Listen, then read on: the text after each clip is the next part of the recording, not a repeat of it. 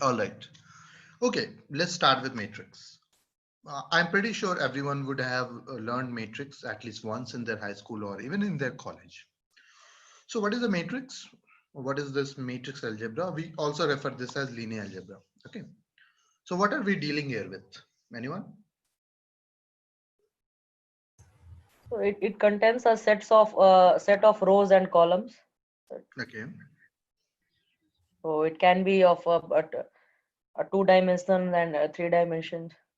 That's what. Ease of handling numbers.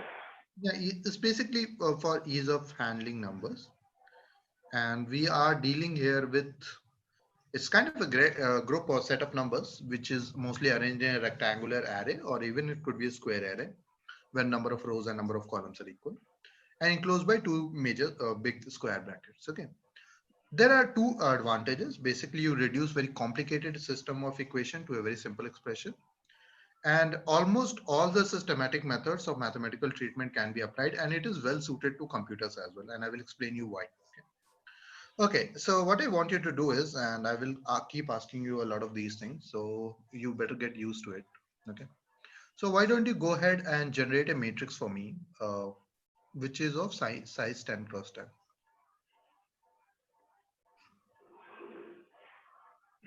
And write the code and just paste the code in chat. Paste the code directly so that the other people do not see that code. So everyone can do it, this exercise on their own. I will prefer you guys use NumPy, okay?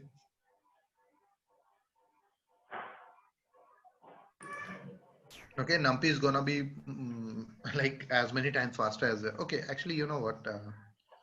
Okay, you guys start. I will show you what you can do with NumPy anyways. You have studied NumPy, right? I'm just taking it that you already know this.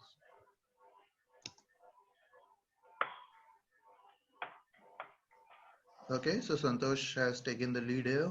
Perfect. Why is Chrome not working? Weird.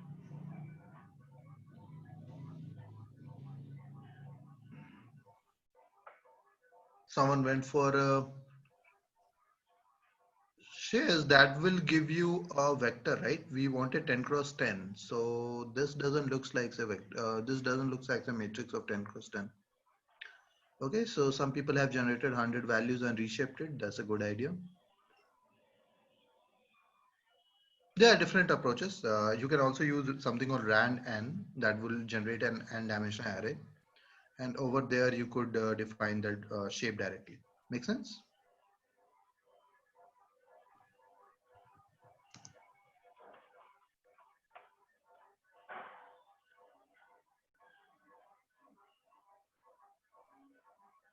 What's happening with this one? Is it consuming too much RAM or what? Oh, looks like there's some problem with my Chrome. Okay, so I think most people have been able to generate a simple random array where you have these 10 by 10 shapes. You can use NP1s, you can use NP0s. Again, I did not initialize what these numbers should be, so you are really free to do whatever you want.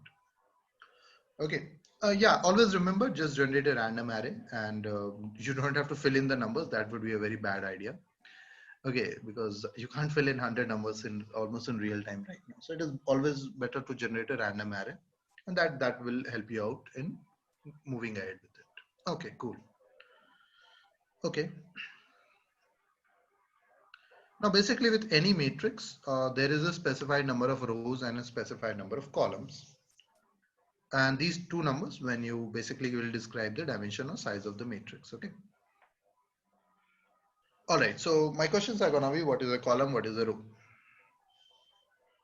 And how do you know how do you denote the size of the matrix?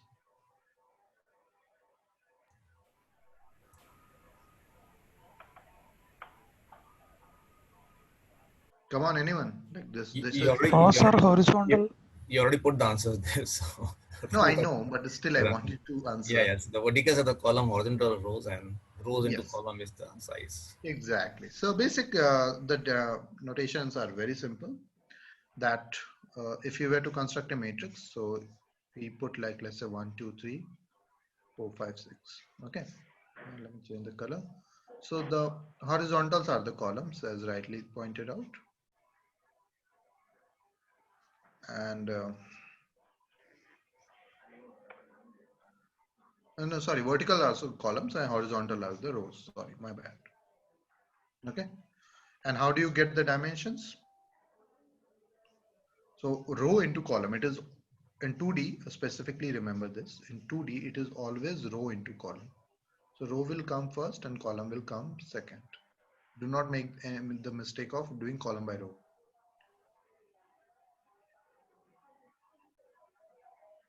Okay, cool. So how do you get the, okay, now through NumPy, I want you to answer, get me this row into column or row comma column for any array of your choice.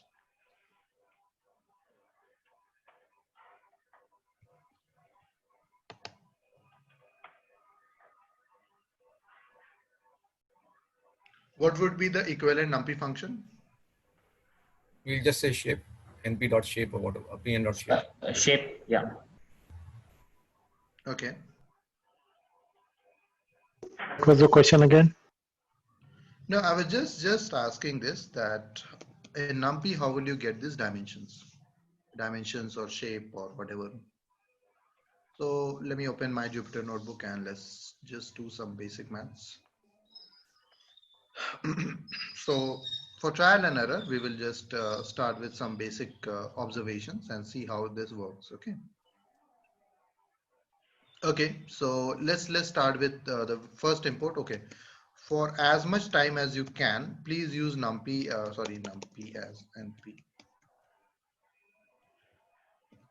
Okay, all right. And how do I import an array, or how do I generate an array? Random dot rand int. Anyone knows how rand int is shaped? Random integer value that will be coming. Yeah. So Starting point, end point, and the number of we want to generate, number of elements we want to how generate. many numbers you want to generate? So let's Yes. choose a number like 25. Okay. And then let's do a reshape immediately. So you can reshape. I hope you remember all of these NumPy functions. Okay, so A will be generated here. Done. Of course, I have not printed it Yes. out. It will not be there, but let's do print A first. Just to again kind of try to. So this is your NumPy array, right? If you want to see what it is, I'm not fooling you with some kind of a list or something. ND array or an ND array, yes. It means n-dimensional array, okay? Simple. Okay, now how do I get? So let's do multiple prints. So how do I get the shape? Can anyone tell me the function? np.shape in bracket A. Cool, let's see what happens. 5 cross 5 or 5 comma, basically it will not say cross. Okay. And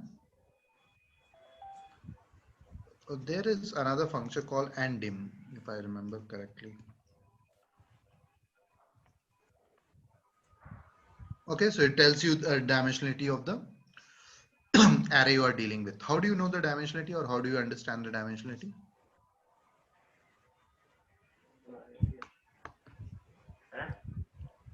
Come on, anyone? If it has both rows and columns, then No. there's a dimensionality. Otherwise, it is a single dimension. If it's only one row, one column. No, but okay. So the general matrix definition actually doesn't get restricted till 2D itself. Okay. Number of bracket loops. Yes, you have to actually look at the bracket loops. Actually, that is one way.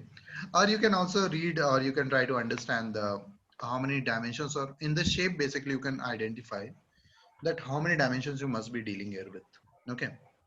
Okay, let me explain what is the consequence, or why we are pushing for basically vector mathematics, or basically, okay, let's first start with some basic ideas. What is a point? Okay, can anyone tell me how many dimensions a point has? 0. Zero dimensions. Very well. 2. Point. Sorry, what? A point has 0 dimensions. Okay. Yes. Okay. What about a line? 1. One dimension. Very good. What about a shape like? 2. Okay, now after 2D or even after 3D, it would be very hard to draw something here. Okay, but you can try to visualize this as 3 dimensions. Again, this can keep on expanding, no doubt. So even our visualizations stop, the mass keep on expanding in as many dimensions you want to make it. Okay, all right. Okay, so let's get down to a idea of, okay, so how would you represent, okay, so this zero dimension. I have just one question here. So Sure. normally, no doubt it's a thing to remember, and normally we are used to remembering it. But if you see in the third block, what do you say dimension? So dimension is a way to calculate area, or I mean, No, how many axes it would take to define the whole object? okay. So how it is 3 dimension in the third image? You will have to do a little bit of visualization in your overhead. It is, I understand it is tricky. So imagine this is the axis. Oh, sorry, bad color. Imagine this is where the axis starts. So this is one axis. This is another axis, and this is the third. I know it is on a page. You will have to imagine this. I understand this. Imagine there are 3 orthogonal axes, X, Y, Z. So let's call this Y, let's call this X, and let's call Z, sorry. So using these 3 axes, you will be able to define what is your, or you will be able to define this shape. Now, first of all, this is clear because we are going to go to Yes. nature. Yes. Okay. Okay. Bringing you back to the 0 dimension problem, first of all. So 0 dimension is also referred as scalar. How would you represent a scalar in NumPy? Or anywhere actually? Just a single number. Yeah, the number is scalar. Exactly. So if you can take a variable or a floating point or anything and let's say write 5. This is scalar. Okay. This is like a dot. It doesn't even have a direction or a magnitude involved here. Now, what is a vector? Which has a direction and a value. Yeah, but in mathematics, how do you represent a vector? A X list. axis, Y axis, S comma Y. ND array. A list. Now, yeah, okay. So basically, Single dimensional array. is single dimension. So how do you represent a single dimension? Let's say List. okay. So how will you represent this in 3D axis? If I ask you, The number of brackets basically have bracket within bracket within bracket. That is the one. no, that is a dimension. We are not worried about the dimensionality problem here. It will lie on one single axis. What? These points will lie on single axis. 10 means okay. Forget this 10. Okay, forget this 10. Imagine this that okay. Let me wipe it out first and let's start again. Okay, let's take a vector first of all. So vector is one dimensional, and you rightly said basically it has magnitude and direction. Okay, all right. So let's describe a vector called A, and it has 5, 7. You understand what these two numbers really mean? Well, the 5 represent its position in x-axis and 7 represent its position in y-axis. Wonderful. So here, let's say you had 2 axes. So 5 represents, let's say I mark here as 5 and this as 7. So if I were to extrapolate here, and let's draw an arrow.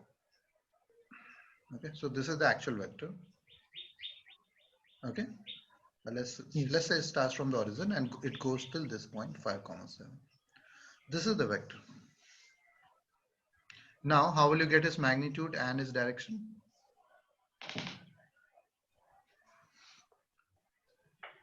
Either just under root 7 square plus 5 square is the. Okay, yeah. So mod A is Square root of 5 square plus 7 square. Answer is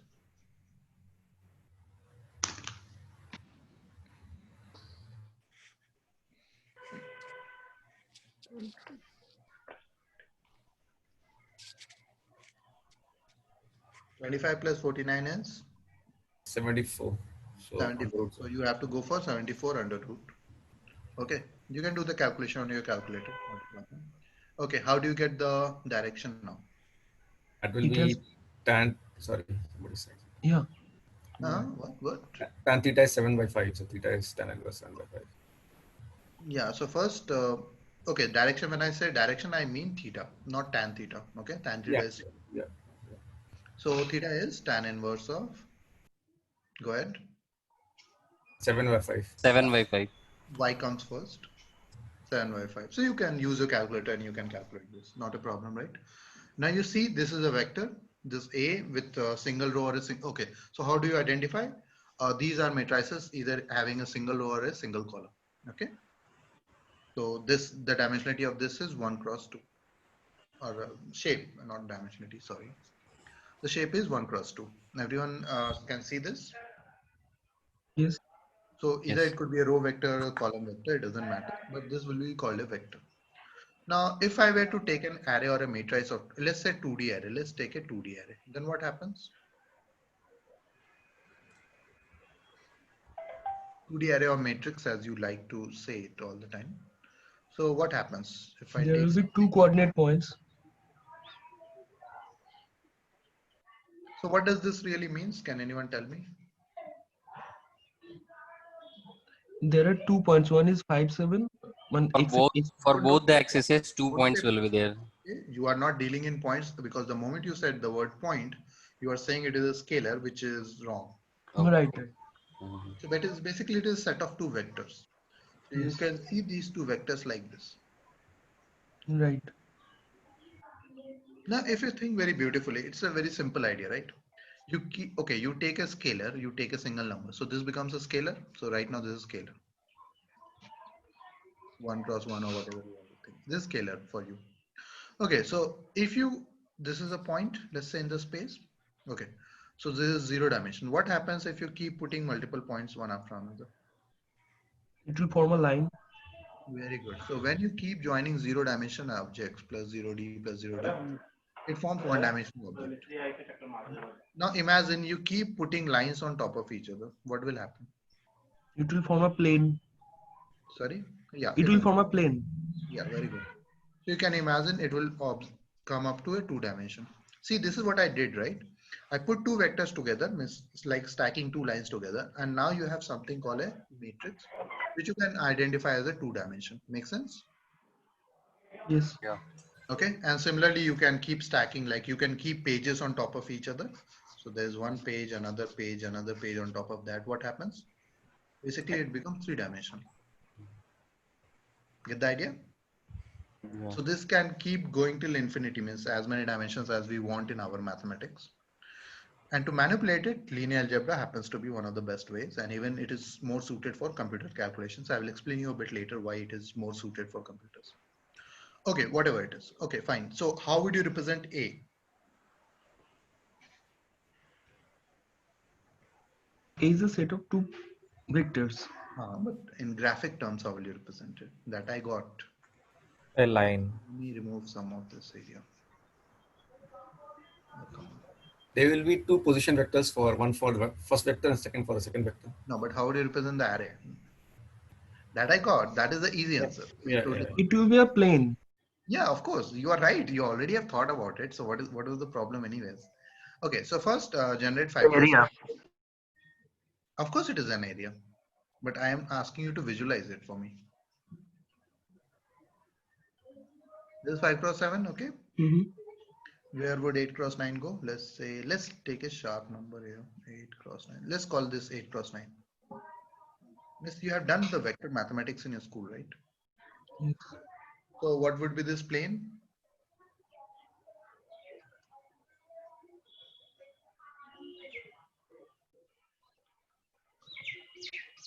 I hope you remember these. Yeah, you have to connect from 5, 7 to that. See? Yeah. Right. It's just the parallelogram rule. That's all it is really. Your vector mathematics stands here. Remember the physics, the vector mathematics you must have done. All of those rules are applicable here. So I just have to take 2 parallels of those lines and boom, I just have to join. Now that slanted plane, however bad it is looking right now, is the actual array. That is array Uh, A. Yeah, what is this orange line? Like it's 8, 9 or? No, sorry, both. Oh, sorry, I forgot to write. And what is that blue line? These are just two extensions. You remember parallelogram rule in terms Okay, of and it extends to which point? you will have to do the addition over there, of course. So the endpoint you are saying is the resultant endpoint, all right? So, but Yeah, what is these the are plane? resultants, of course. So if you were to visualize it as a plane, like not as a set of two vectors, just okay. So actually, let's make a bit better picture this time. So let's take two vectors which are very opposite, or like again they will start from origin. Okay, so these are these two vectors, but how do you visualize them as a plane? So it's a simple trick, simple enough trick that has been taught to us in our, so you have to take a parallel here, okay? Yeah, from the point where the first vector ends, we have to draw the second vector from that starting point and the vice versa. And then we Makes can sense? join them and we can form that Yeah, parallelogram. so this is this size or this area is the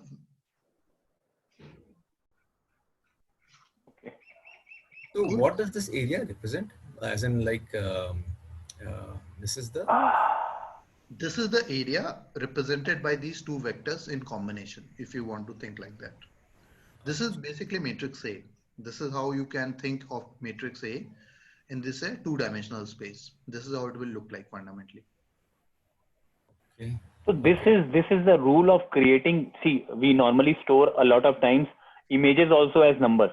So how computer sees it, they are for computer also they are matrix. Yep. Is this a way of image storing or image visibility type of thing also? I mean, No. the same rule applies there also. Yeah. Okay. Once it is converted to numbers, again the mathematics is same for there. Okay. It is again matrix multiplication anyways. This is the mathematical representation how you should treat an array, basically a combination of vectors. If I were to ask you to just draw like, okay, what would the matrix look like, or what would a 2D array would look like? This is how it would look like. It would look like a plane. Okay, which is comfortable because again you started with vectors which feel like lines which just have a direction. So this is what a plane will look like. And if I were to make it like a 3D array, then what would happen?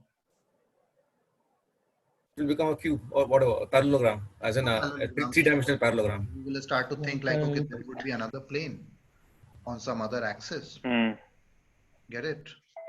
And again, you can generate some graphs and you can imagine it as like a 3D construct.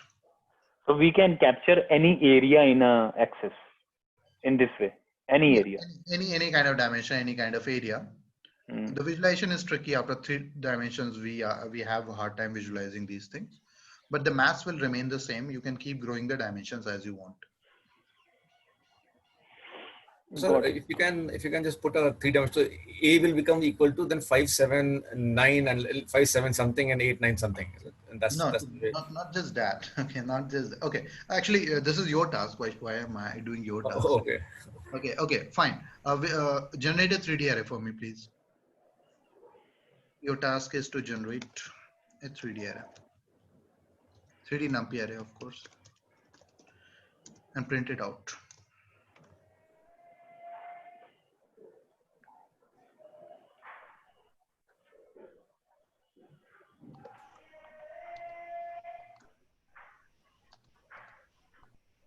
Okay, while you are doing your work, I guess you can appreciate this array is nothing but combination of 5 vectors. And each vector can be represented in a 5-dimensional space.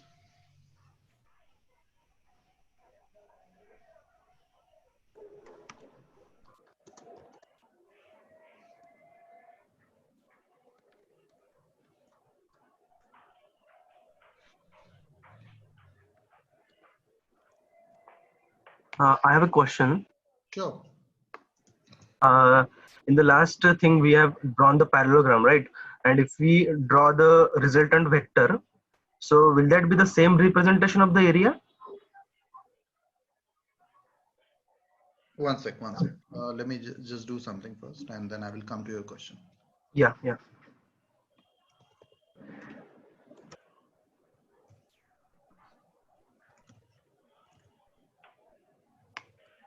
Everyone sees what I have just done. Yes. So can you visualize how they are 2D arrays?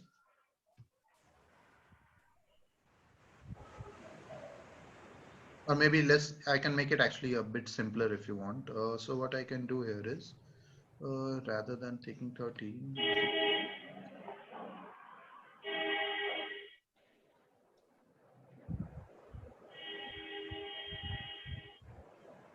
okay, maybe I can just deal with 20 and make it 2. Okay, this is gonna be slightly easy for you to understand right now. Okay. Can anyone explain me what is happening here?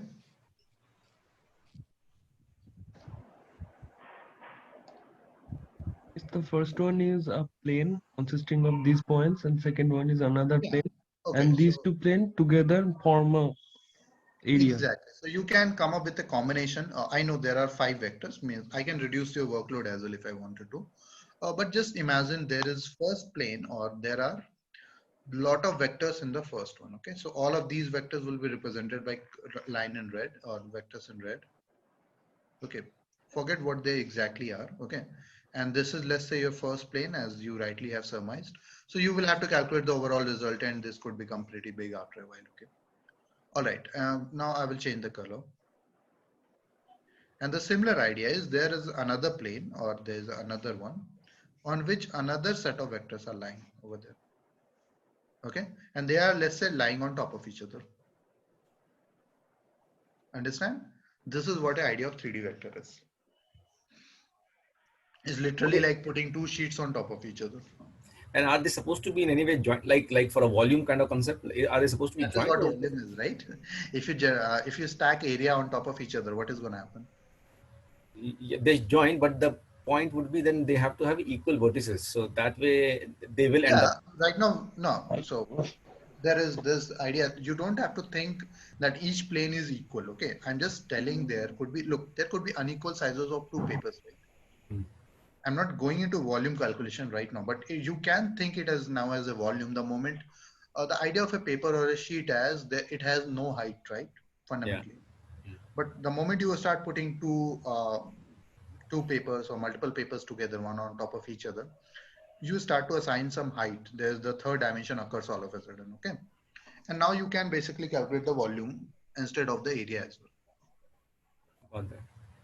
So if you take that reshape part and put, I mean, you draw 2, 5, 1, and you took just 10 as the number, 0, Sure. 50, and you put 10, and that's 2, 5, 1. So now this is a single, just print. Now this is a single dimension. So can we plot a graph out of it? Is this a 3D array or not?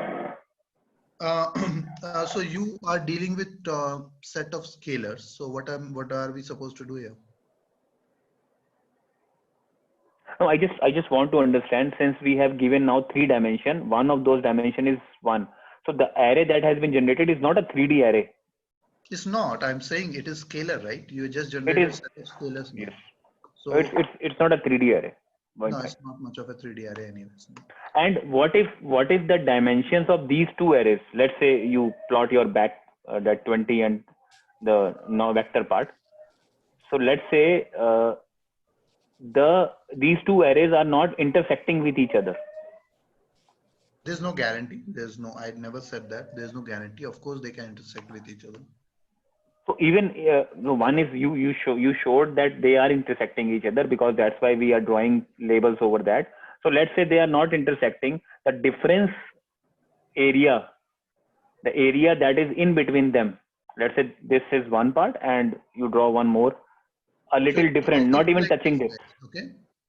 It is not always on top of each other or something. The both of the areas could also be like passing through each other. Like think like 2 vectors. So of course 2 vectors could be like this. So I never said that, and please do not even make that assumption. It could be the orientation could be in any direction, and they might not be exactly lying on top of each other. They might be just crossing each other as well. That is equally possible. So even if they are not crossing each other, the space in between them, let's say this area, this blue shape is somewhere in the top. Okay, and orange is somewhere in the bottom. So what about these area in between? What area? Like I mean, the space that it is yeah, that's taking. empty space. Yeah, fine. So you take two sheets and they are floating on top of each other. That can also happen. There could be Okay. some distance between them. Fine, fine, fine. Again, look, same mathematics, whatever you did, you can come up with a resultant vector for this plane, resultant vector for this plane, and maybe do all the kinds of vector manipulation. Same rules apply. Whatever you have done in physics, same rule apply here as well. Nothing has changed. Okay. Just I'm explaining. Remember vectors and arrays, you can represent them through numbers and try to understand this is the same stuff. So it is not daunting or anything. It is exactly the same thing you have already done. It's just that there is a fresh perspective to see and it works better with computer. That's the only point we are trying to make here. Okay. And of course, they can be in any orientation. It depends what values you have provided. And there are packages in MATLAB even and Python where you can plot all of this till some dimensions, 2 or 3 dimensions, where you can of course observe these planes, how they are intersecting and how they might be even interacting with each other. Fine. Okay, cool. Now remember, a matrix is usually denoted by a bold capital letter and elements are denoted by smaller letters. Okay, so if you write A, capital A, it means the matrix and its own elements are written by small a and ij. Now matrix by default, we are taking 2-dimensional, but if you think about array, it could be as n-dimensional as possible. It is represented by ij. So I is a variable or I is kind of a loop counter for x, for m, let's say, for number of rows. And j is the loop counter for the number of columns. Okay, so I hope you understand how the loop counter will change here. Yes, sir. So Yes. Yes. so this is a two-dimensional matrix, am I right? Yeah. Just Matrix fundamentally in mathematical books is always treated as 2-dimensional. okay. Although that's not a hard restriction, it actually is not true. But fine, for our understanding, we will mostly take 2-dimensional because we are just describing the basic properties. So we can stick with 2 dimensions. It is easier for a lot of people to understand. Thanks. Okay, any questions first of all? No. Okay. No. Cool. Actually, Sorry, somebody said. Go ahead. actually, I had that question regarding the parallelogram you actually showed. Actually, if we draw that parallelogram and if we draw the resultant of it, because that's what we have used parallelogram for. Yeah. So if you draw the resultant, it is exactly the same representation of the whole area or something else. The resultant is like a resultant vector which is equivalent to the magnitude and the basically combined magnitude and the direction. Okay. Direction, yeah, right. Yeah, but it is still a vector. I hope you understand that. Yeah, I'm that's why confused because if we consider the total area, so is it the same representation of the resultant vector or something different? Again, resultant vector cannot actually have an area. I hope you understand that, right? So that's why I'm telling you not to go in that direction. Okay, one second. Let me explain this. So let's say you have 2 vectors. Make sense? Yeah. So now by this parallelogram rule, you can extend these two. And this would be a resultant vector. Everyone is okay with this? Yeah, right. So basically for mathematical purposes, this vector will be a perfect representation to represent these 2 vectors because basically its magnitude is a combined magnitude of both vectors and plus combined direction as well. So while doing matrix multiplication and everything, I can actually take this vector itself to solve my problem. Agreed. But it is not actually a representation of the array itself. Array representation, because array will be represented as an area actually. And this whole area, let me shade this area for you, is actually the array area. Get it? But for Okay. vector mathematics, if you had to take a vector which will be representative of direction and the magnitude in that plane, you can take a resultant vector, but the vector doesn't have a space, means doesn't has an area. So Basically, array representation and resultant representation have different uses. different uses, yes. Okay, so what are those uses basically? What we use array for and resultant for? Okay, resultant is used for your vector manipulation. So whenever you are trying to kind of scale the data or whenever you kind of rotate, it is easier to just take the resultant and do it. But again, you can apply any kind of multiplication or anything on the area as well. So you can take this area and maybe let's say multiply by 5. What will happen? It will scale up by 5. In which direction?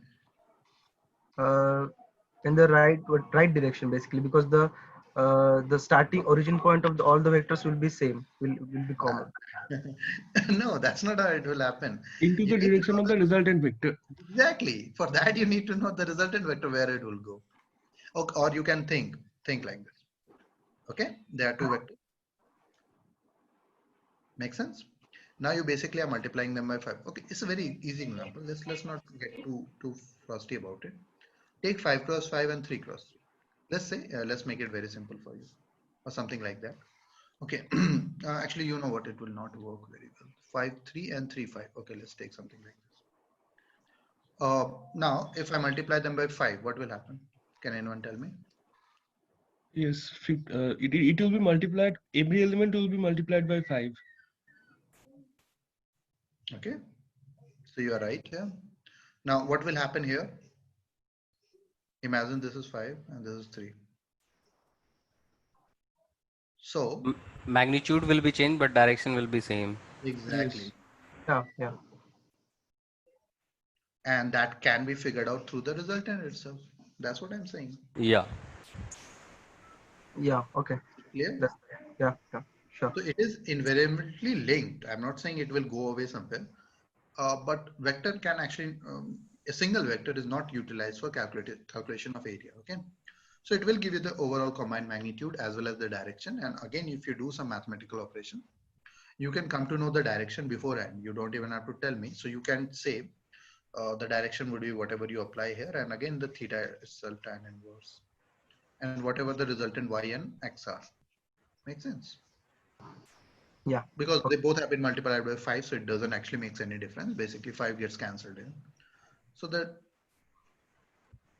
the angle will remain the same, but the magnitude would have increased now. Yes.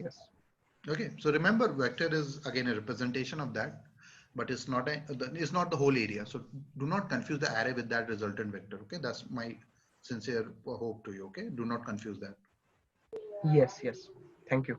Yeah. Okay, any other questions? Sir, if you go to the matrix which you showed that Which one? in that PPT. Oh, PPT. Okay, yeah. One sec. In PPT, you showed that. So basically, this is a two-dimensional matrix, and Yes. each of these components are n-dimensional vectors because each row is a representation of a vector. So it's an n-dimensional vector. Right? Yep. So matrix is two-dimension, and each vector is okay. Thanks. This is clear? Okay. All right. Now, there are certain definitions. Again, we can go a bit faster. We don't need to actually invest too much time here. So column matrix or vector, I hope you understand it's a single column. Okay. And there are different rows. You can transpose this and you can also think it as a row matrix or vector. Same stuff, doesn't changes anything. Okay. So both of them are just vector representations. Okay. You can just transpose them and you can get either of these. All right. What is a rectangular matrix?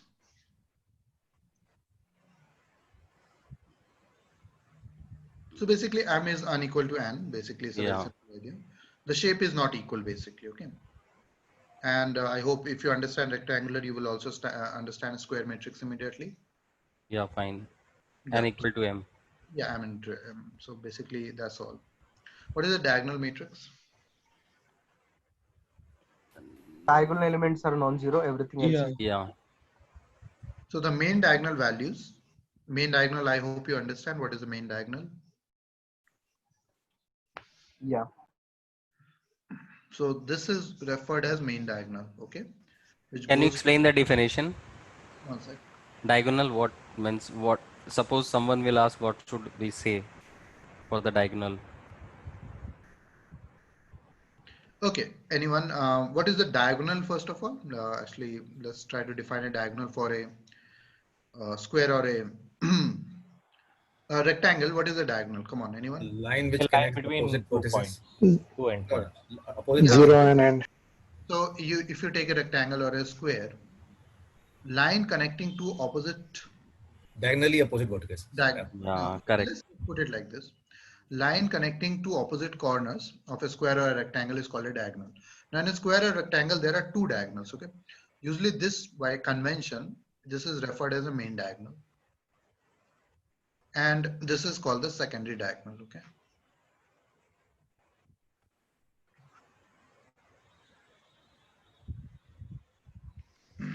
Cool. So if you imagine this as a square, then if you were to join 2 points, this is the line you will generate to join these 2 points.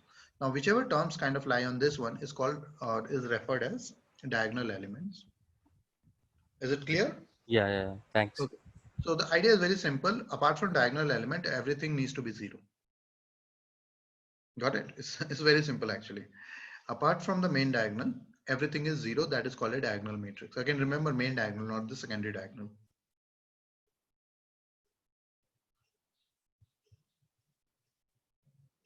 And what is the identity matrix? Very important while you are calculating the inverse functions actually. Diagonal elements are 1. Sorry? I did not catch that. Can you say that? Yeah, diagonal elements are 1. Yeah, it's basically a diagonal matrix where all the diagonal matrix or values are 1. So how will you generate diagonal matrix if I ask you to do right now in NumPy?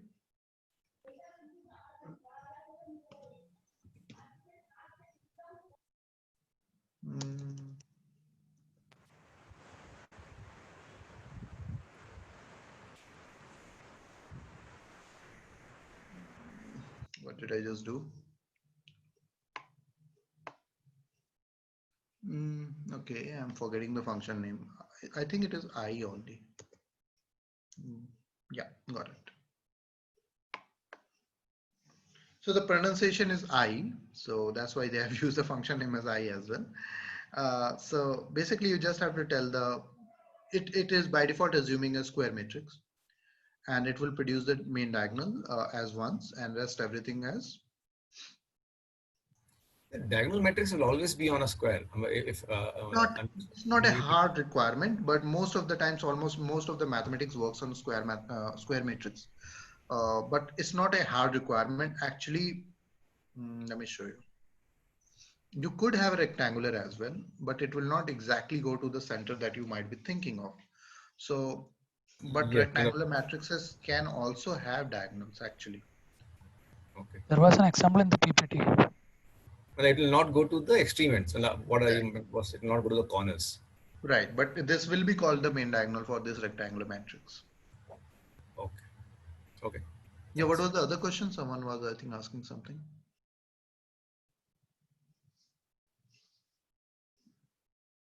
Okay. And zero matrix, I don't think so anyone has to explain this. So all the elements in the matrix are 0 basically. So np dot zeros will be the perfect function to create a 0 matrix. And what is a triangular matrix? In square matrix, mostly we define in terms of square matrix, whose all elements below or the main diagonal are 0. Okay, so the main diagonal elements will remain whatever they are. One side will be completely 0. So now here you can see on the upper side it is 0, and here in this one lower side is 0. So these are called triangular matrix. There is a subcategory, either it would be upper triangular matrix or a lower triangular matrix. Okay, so this is like a upper triangular matrix where everything from the main diagonal on top of main diagonal is some value. It is not 0. Lower ones are only 0, and in lower one it is just the reverse. Can we also generate upper triangular, lower triangular, and diagonal matrix? Yeah. So NumPy again has these functions available for upper triangular and lower triangular. Okay. Anyone knows these functions already?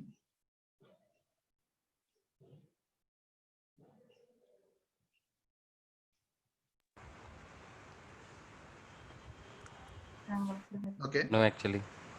All right, no problem, no problem. So let's try to generate it. So there is called try function. Okay, try u. So I think there is this function called try u, and I think there is some other function called. Okay, let's try this one. So first, you might have to generate a matrix first of all. Okay, and it will kill rest of them. Okay, so if you okay, the function name is try u. So okay, try u numpy function. So how does try u works? So you will have to provide some kind of an array first of all. So maybe you can generate a yeah, SciPy also has something called try u and try l, but I can just stick with numpy as well, which will give me the same result. So there is a try u, so it will generate the upper triangular, and try l will generate the lower triangular matrix.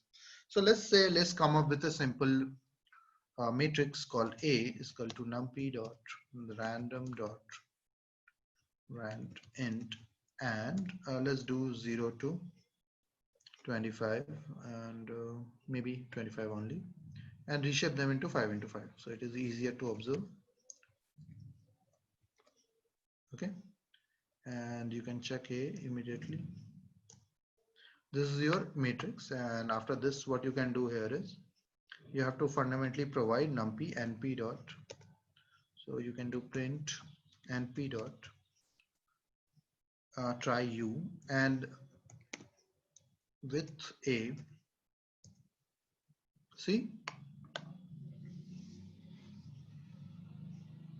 and I can also just copy paste this, Control C, Control V, and take a try L. Got it? So these functions are already available. No one has to invent them.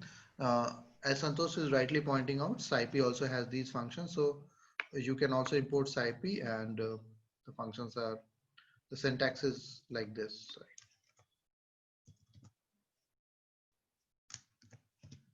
Okay, you can go there and you can use from Lineage library over there. Lineage is simply linear algebra, nothing else. Okay, so you guys can generate these arrays, I guess.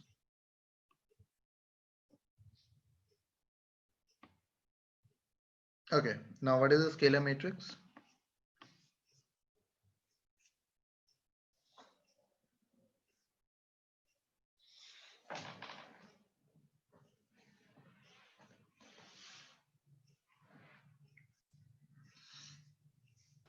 Diagonal numbers are same. Exactly. It is a diagonal matrix again, so no other element is basically, it will contain any number. It will be just main diagonal only. And all the numbers are same basically, okay? So it is like you took an identity matrix and you multiplied it with some scalar value.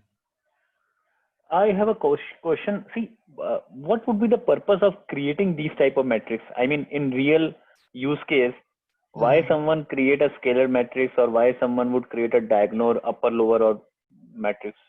Just a Yeah, random. I got this idea basically why you're asking. Okay, so now the problem is we will not be covering, unfortunately, the whole linear algebra. If we were covering, it would have been easier for us to understand, make you understand. There are different properties involved with these square matrices, eigenvalues, eigenvectors, and everything. And sometimes some kind of matrices actually give us better results over there. Okay. Now, okay, so like if you had to calculate like inverse function, identity matrices are required. Okay. If you were to calculate eigenvectors, you will require covariance matrix. So you will come up with the upper triangular over there, and that can help you in calculation of eigenvectors a bit easily. Okay, so there are purposes once you go in very deep with it. Okay, right now we have to kind of just give you some basic definitions and some operation that you will be able to do regularly. But believe me, there is a purpose. If you were to take a complete linear algebra book and you finish start to end, but again, that will take, like, linear algebra is itself like a single semester class in a lot of universities. Okay. Okay. Because by no definition you can cover this in 2 or 3 hours. Okay, it will take a lot of time for us to kind of invest in linear algebra from start. So we are going to stick with introduction for now, and that is all for you data science, unfortunately. But if someone is interested, they should definitely take a deep dive here. Remember, it can take months to finish the whole linear algebra book, even if you are very dedicated from day one.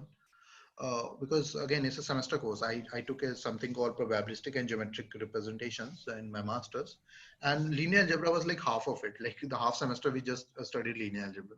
Again, even we knew it from our undergrad, but we had to go for this eigenvectors, eigenvalues calculation, and a lot of other manipulations that we had to do. So it Got takes it. time, first of all. So any topic, we talk about stats completely. Again, a full semester topic. Probability 2 semesters. Forget 1 semester. It can take two semesters to finish. Calculus again 1 semester. Linear algebra 1 semester easily. So again, try to understand. We will be still taking a very condensed version. What we have to study. We will not be able to go in the complete depths.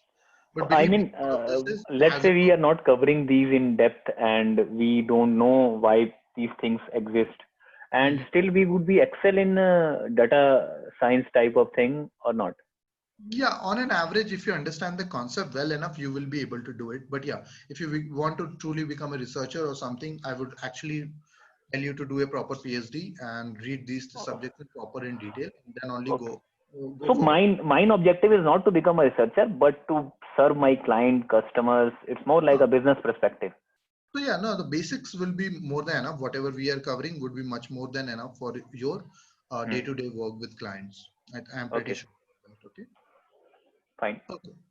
Now these were just types of matrix, and again, these are some basic types that a person has to cover ideally. Let's go into the operation part. This is where actually data science or data science benefits from matrices specifically. So I hope you understand the part of equality of matrices. So how you know when two matrices are equal? Yeah, all the corresponding elements are equal. Exactly. Element to element matching has to be done. So Aij and Bij should be equal. exactly. So can you provide me? Okay, take two matrices. Any two random. You can take two random matrices or anything. And tell me if they are equal or not. If they are equal, print true. Else, print false. Okay, just do it.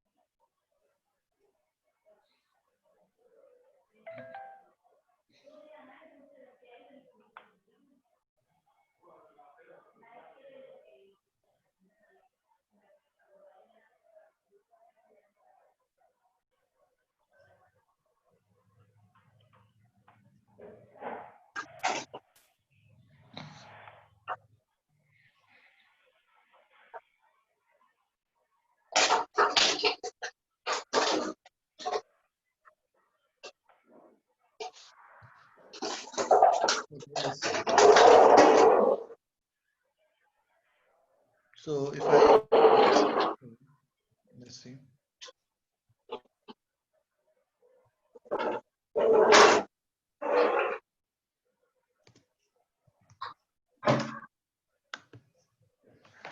Okay.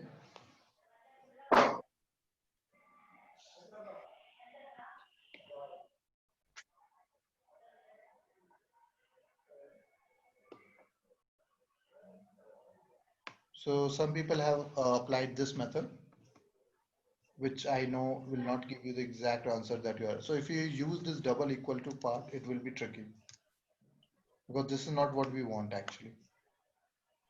So what you could do is what Pooja has done rightly is, and Gurpreet answer is also correct. You should actually go with a function called np.equal. Okay. So use this function. So take two and just try to merge them or try to. So it will give you a single result, true or false. Okay. Double equal to doesn't actually works very well because it produces false or true in each space. That is not what we really asked. So mostly to compare two matrices. Use this function. Okay, this is better.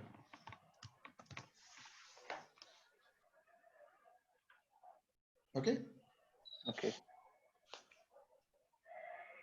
So, but in my case, it is giving error because the size of the arrays are also not same. Yeah, one thing. Yeah, sorry, I totally forgot. Yeah, even just to do the comparison, both of them should be exactly of the same size. Okay. Yeah, if you take different sizes, then you can't. So I thought that was implicit because you have to do an element to element comparison, of course. So number of elements and their shape and size should definitely be same. Yeah, that one has to take care of. Yeah. Yeah, I have a question. There's another function called array equal. Anyone has tried that? But if it is returning again the matrices of false and all, is Yeah, it so I'm fine? saying this is of no use. That's my point. No, but I applied np.equal. Okay, sorry. Okay, sorry. My bad. Yeah, you are right. You are right. I actually use just Okay. And okay, array sorry, underscore. array underscore equal. My really extremely bad. No It is no array issue. It underscore happens. equal, and that will actually give you the value. Yeah, Perfect. you're right. Equal will again throw the same thing. Yeah. Perfect. Okay, so try array underscore equal. I think that should solve your problem. Yes, it is working perfectly fine. Cool. So yeah, whenever you are trying to compare two matrices, use array underscore equal. That is, I think, the best function to use and go forward. Okay, all right. How does the okay? I hope you understand these properties. If equality, especially with equality, it works. When A is equal to B and then B is equal to A for all A and B. Okay. If A is equal to B and B is equal to C, then A is equal to C for all A, B, C. Okay. Yes. Okay. How does addition and subtraction works? I think these are very simple again.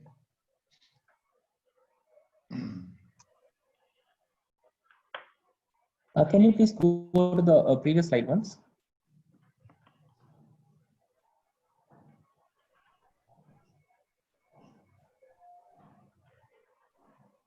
So the broadcasting method in NumPy for addition and subtraction works on the same assumptions only, right? That they are equal, or if we are adding or subtracting two matrices.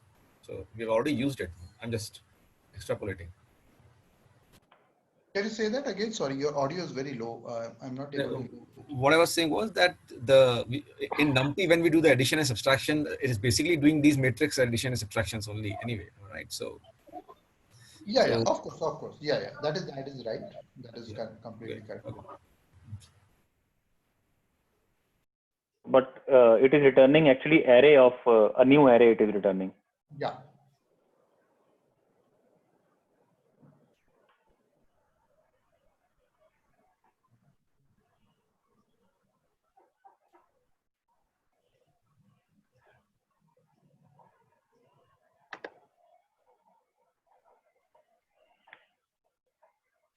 Okay, one sec. Okay, so yeah, how will you add two matrices?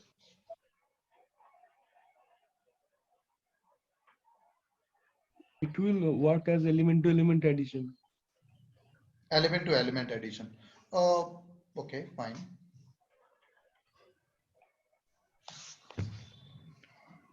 Now, mathematically, matrices of different sizes cannot be added or subtracted. Okay. Now, the problem is in the NumPy implementation actually. Okay. So what I want you to do is I want you to take two different kinds of arrays, shape of arrays, and try to add them.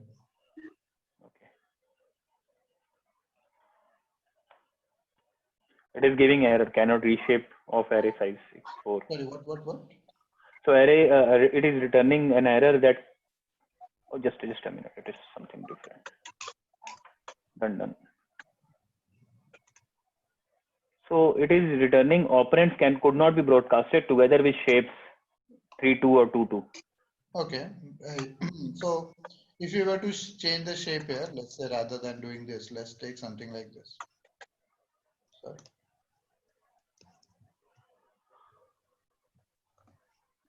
And if I wanted to print, it will give error.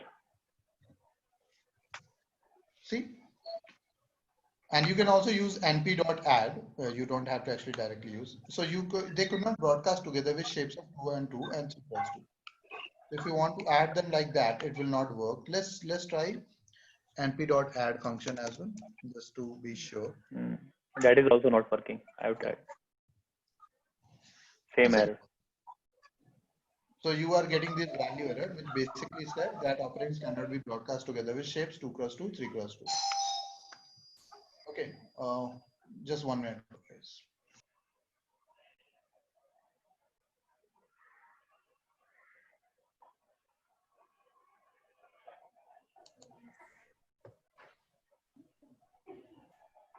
I think one should be a row vector or column vector of the same shape as the other matrix, right? In order to use broadcasting.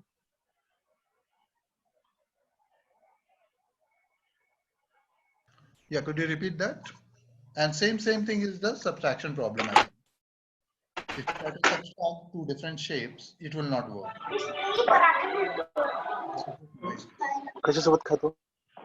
Sir, but I tried with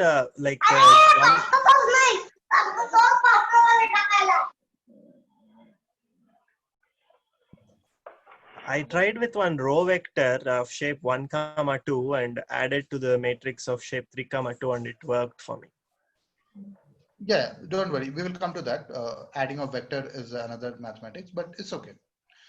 We can talk about broadcasting a bit later. But so by default, you are seeing that it is not able to broadcast, especially if you have created the arrays or something like this.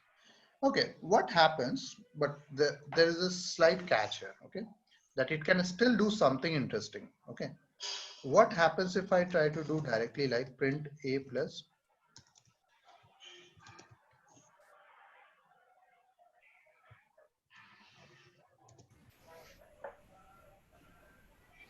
It will add 7 to each element. Exactly.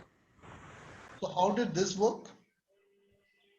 It is using identity matrix. Sorry? First, it is multiplying 7 with an identity matrix and then doing the addition. Wrong answer. Not identity matrix, a matrix with all ones. Yeah, it is creating the same size array. Same size and basically unity matrix, I meant to say. Yeah, and whatever your original numbers are, then it is added. This step is called broadcasting. Till certain extent, it can also work for a vector as well, but not with an array. Okay. This is why your vector addition might have worked here, but array will not work. If you have 2 different arrays of 2 different shapes, that is not going to work.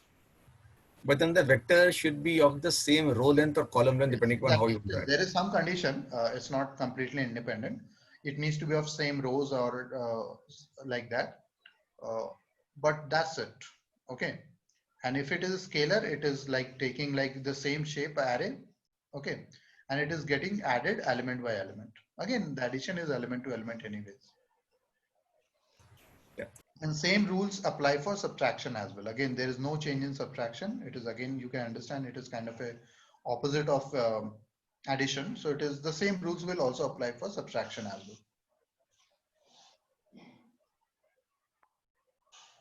Okay, guys. So what we will do is we will stop here. So tomorrow we are gonna continue with our study of matrices. And once we finish the matrices, we will move on to probability theory. Okay, so not tomorrow, sorry, my bad. Monday. Yeah, sorry, my bad. So it is a good time, actually. It would be a good time, 2 days, to revise Python, NumPy specifically, and to also, if you have some book or some online source, revise some concepts of linear algebra and probability theory. Any book you can recommend or site for linear algebra? Can you provide any I site? will post some links, and I think I have your Drive. I think Drive link already. So in Drive link, I will create a folder called stats. Inside there would be a folder called books. Okay. So I would upload some really good books. Now remember, these are very theoretical books. So unless you're not very interested, like it will take time to finish these books. have you created that drive link? So Abhishek should share that. Okay. I think I have got the drive. I Can think you it's please the upload same it Google in Google Classroom link, no? Classroom? Yeah, Sorry, which one? Google Classroom. You can update there, so we can have a look. I will see what Abhishek has given me. So they will give me drive link or a cloud link. Oh, classroom link, I think. Okay. Okay, I will talk to Abhishek. That is, you guys don't concern about that. No problem.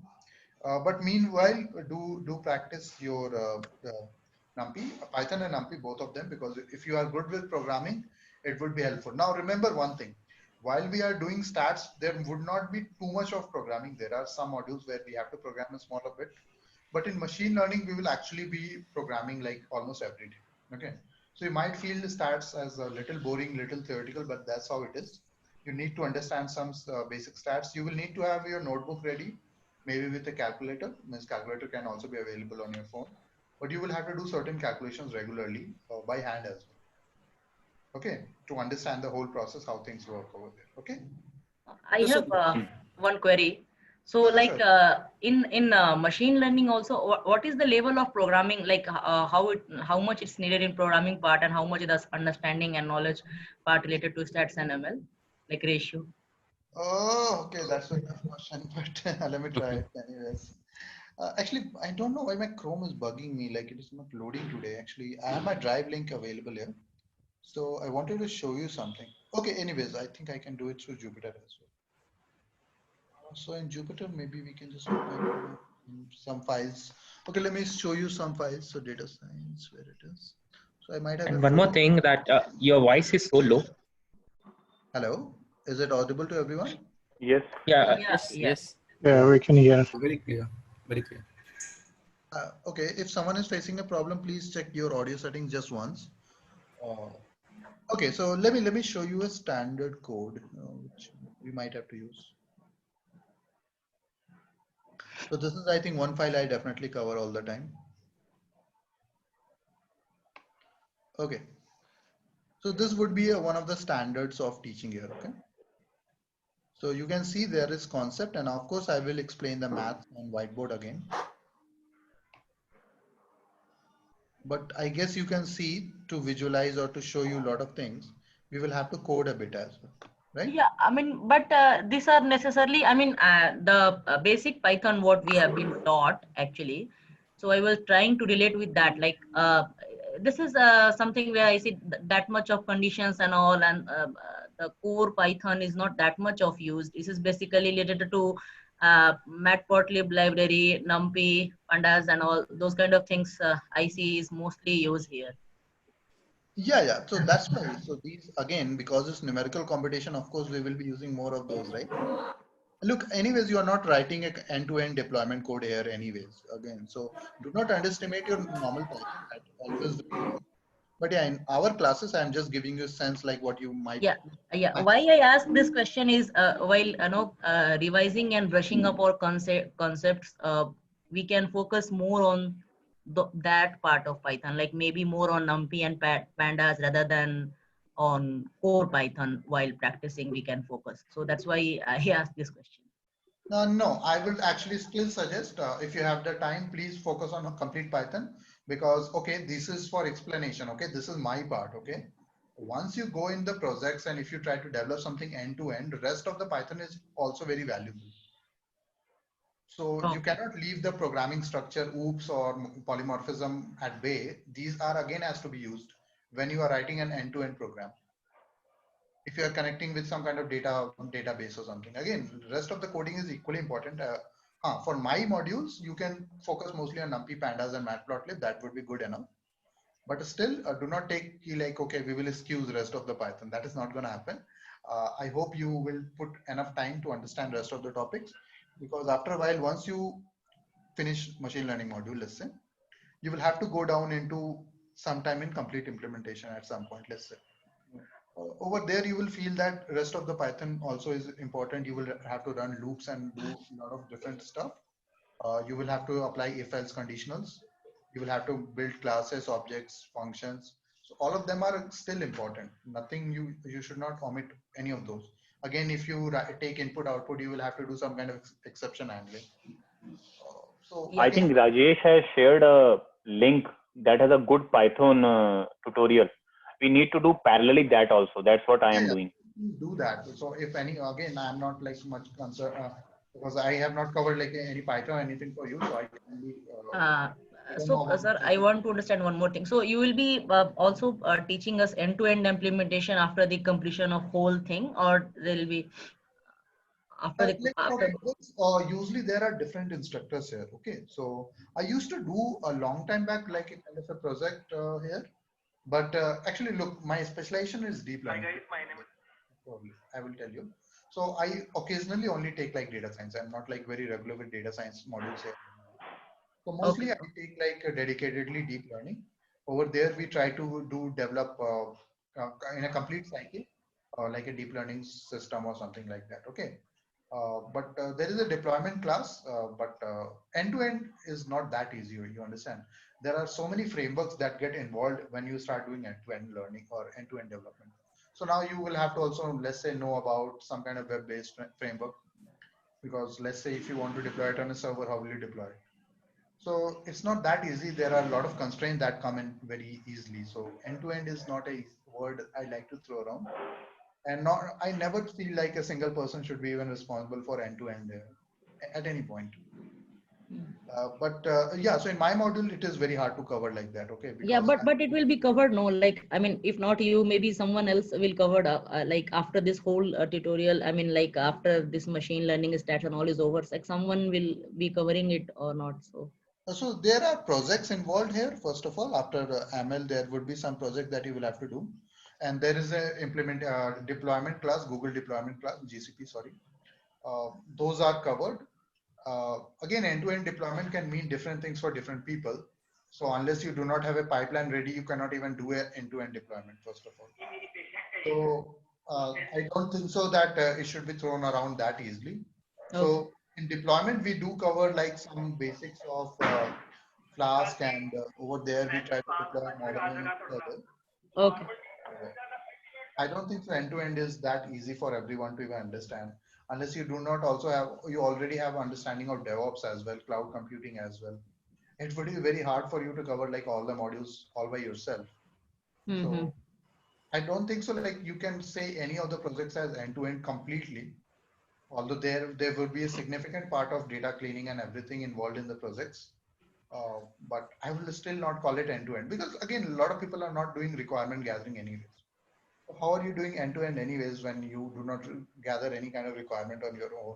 Most of the data is already provided. It's not that you are fetching the data from somewhere, or you are like actually generating the data in live. Okay, so unless you do not do those kind of processes, it's a very vague word to throw around like end-to-end. Okay, so that's why I'm saying this.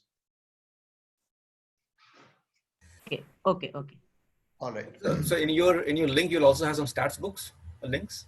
Means I will see if I get the access to Drive. I will simply upload the full books itself. I have the books on my system itself. Oh, that will be great, because I can see that some brush up will be required. So it is. Sorry? I'm saying I can see that there will be some brush up required of whatever we had studied earlier in long time back. So I have like these but I have, remember, I have like these theoretical books actually. So, okay, when I get forward, like where it is. Like over the years, I have generated, developed, like collected so many books that even it is hard for me to find something. But yeah, like this is just your ML books that I have. Okay. Yeah. And if you just go back, there's a whole section for maths, and again, maths is also decomposed in. So let's say you want to do just matrix. So Gilbert-Strang is one of the best books available. Introduction to Linear Algebra, which I will upload. Yeah. Then matrix computation is another very good book. Matrix fundamentals is good book. And again, if you go to probability theory, there are some really good books available. So probability statistics by Pearson is again a good book that I really cover. Probability theory, the logic of science is again a very good book. Yeah, so what will help is if you can just pick what you think, because this is like that is what I always do. Of course, that will be great. That will be great. I will just pick the best books that I feel, and I will just upload it in the Drive if it is available. But if they have changed the model or something, I will have to check what is the condition. Sure. Thanks. Okay, guys. So let's finish up the session for today. So mostly I will see you on Monday. Okay, 8 a.m. Sorry, that link I think I missed somewhere. Can you please repaste it? The link. Sorry, what link? They are talking about some link Rajesh had shared. So anyone is having, please paste it in group, WhatsApp group or here. I have no idea like what you're talking No, I mean, about. I'm group. Someone was talking, probably Gurpreet was talking, like Rajesh had shared some. I mean, it's not regarding you. I'm requesting to everyone.